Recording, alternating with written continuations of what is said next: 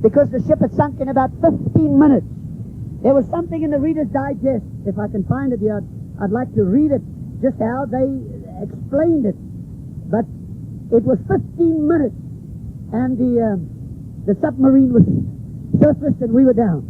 But it was in the Reader's Digest 1965. I just want to read, that was their story and some of those photos I got from them. Late in 1942, British freighter Nova Scotia was torpedoed by a U-boat in the Indian Ocean. The vessel carrying South African troops, Italian prisoners of war, and an English crew sank within minutes before lifeboats could be safely launched, for the hundreds of men flung into shark-infested waters.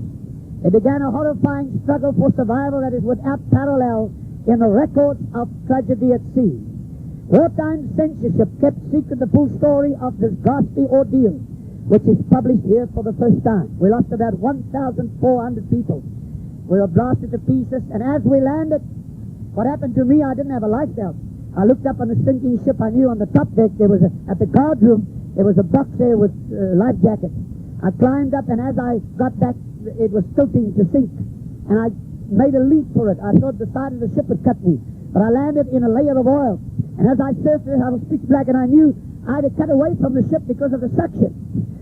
I cut away, and eventually we got a raft. The raft is just a small little thing to hang on to. Anyway, as I looked back, the ship was picking up its sails, and people were clinging to the ship. As I see it now, I think, my God, what a silly thing to do, to cling on to a sinking ship. I saw them, I screamed across the water, but nobody could hear. Everybody was battling for survival. And as I looked back, it ticked up, and they were clinging on the railing. Some of them seemed to be black with oil. And as it sucked into the sea, they just vanished. A few of them bobbed up. But it makes me think of people holding on to things that have no eternal value. There are many things that you might treasure. Your finance, your bank account, your business, it's valueless.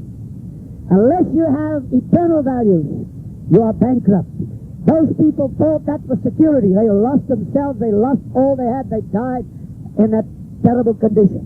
And I want to give you advice today. If you ever want value, get Jesus Christ within your heart. Get God as an anchor for your soul. That is, the submarine came up right under our raft. I swam in the water. Eventually, I pulled out 17 people. One South African with the two South Africans, 15 Italians. I could tell you ghastly stories how war broke out in the water, how people murdered one another to survive. But the worst thing is the sharks came up. At times we had 8 sharks around our raft, and we were sitting on the raft, halfway in the water, 8 sharks around us, miles underneath, an eternal God above. I tell you, that makes you think. There was no preacher, no altar, no mercy, no grace, death waiting. 3 days, 2 nights, we battled with death. No water, no food, everything was crumbling. People were dying around. The sharks were tearing the bodies to pieces. And on the third day, second day of that night, there was a ship with a light looking on the sea, but it can be 25 miles away, and you think it's about a mile away. It's a terrific feeling. Lost. I sat there, we had war the second night, but God helped us to survive. But I sat on that raft, and I looked down in the blue sea. I was 23, 24. I said, my God, must I die so young? I had just started, and I wasn't ready to die. And you know it. There's one thing you do know, friend. You know whether you're a sinner, and you know whether you're a Christian. There's things, if you're honest with yourself, and you have any sense, you know what you are, and God knows what you are, and the devil knows what you are. And I thought, my God, if I can only hear a preacher, if I can only see somebody can help me or pray for me. But we're holding on one to another because the great waves is as high as buildings. And then you're down in the gully and you cut the wave in half and it's over you as you're off the shark tear you to pieces. So if we're holding on and we're battling and we're grinding and your lips are cracking and your eyes are red. Some of the oil running to my eyes, it was like red fires. And we were waiting to die. People were dying around us all the time. But the third day, the afternoon, we knew the end had come. We could not survive another night. And there was a storm coming. And some of these people were lying in the water, busy to die. And there was one Italian, a red-head Italian. I could speak a little Italian and he a little English. So I said, before we do perish, you hold my legs when I get onto the next big wave. And it's suicide because when you stand and you slung over, it's the end. So he said, right. He held on. And as I got onto the wave, I saw something that I'll never forget as long as I live. I saw a cross. But I didn't know whether I'd gone crazy or it was a vision or what. I saw a cross on the sea, standing high up above the waves. And as I sank in the next depth of the sea, this bloke realized I'd seen something. He shook some of the half dead and they held on to my legs. Second time, the cross became bigger. Third time, I realized it was the wireless mast of a gunship, a Portuguese gunship I found afterwards, searching for us. But the wireless mast was like a cross right above the sea.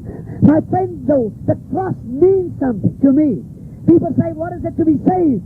The word of the cross is foolishness, Paul says, to them that are lost. But to us who are saved, it's the power of God unto salvation.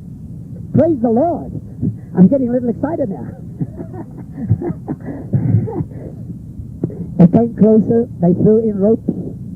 But as we showed them, we were the last they picked up. The other were bodies, dead people. We were the last before they were turning back to harbor, 180 miles away, back to Lorenzo Marks. We were in that dangerous area. And we were drifting further away from the sea. Some of the bodies sank and they washed up on northern Natal. They picked up hundreds of dead bodies. The undercurrents took them there. People were all over. Anyway, they put out the ropes. We showed them the shots. And they led down a boat. They picked us up. 2 died on the boat. Some were cut to pieces. We were in a terrible condition. They fed us coffee or whatever they had in the coffee. Laid us down. But you were whirling all the time. We were abnormal. Took us to Ranger Marks. Some went to hospital, military camps, washed us, medical care. And then we knew that unless God helps us, we will be interned. They got an island there. They were a neutral country and war was on and that type of thing.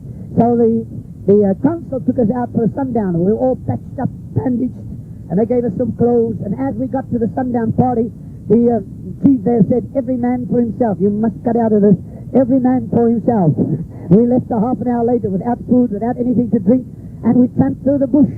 We got to a station. The Portuguese station master was suspicious, and we started to walk towards Swaziland. We got on the road, and we stood at the side of the road. I learned some Portuguese words, Bona mia, senhora, and we were over the bridge because they were all guarded.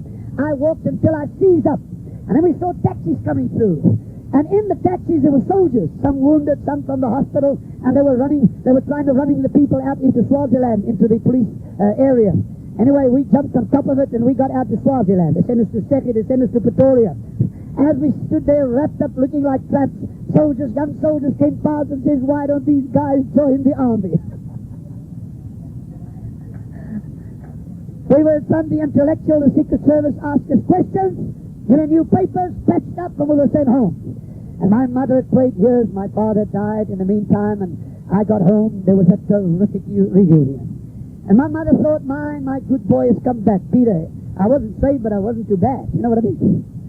But when I came back, I was quite different. When you've killed, when you've had war, when you've hardened, you've seen blood, you've seen your friends die by the hundreds, something does turn inside of you. As this young man said in his force, something changes you. Conditions, war. If somebody's been in real war, he'll never be the same as he comes back. My mother couldn't understand me. Then they sent Pentecostal youngsters to sing, to welcome me back. I thought, what a crazy cry to come and sing the gospel songs to me. But anyway, if it wasn't for a little beautiful, dark, brown-eyed girl, I would have chased them away. But I liked her, so I left them to sing. Anyway, I stuck it out.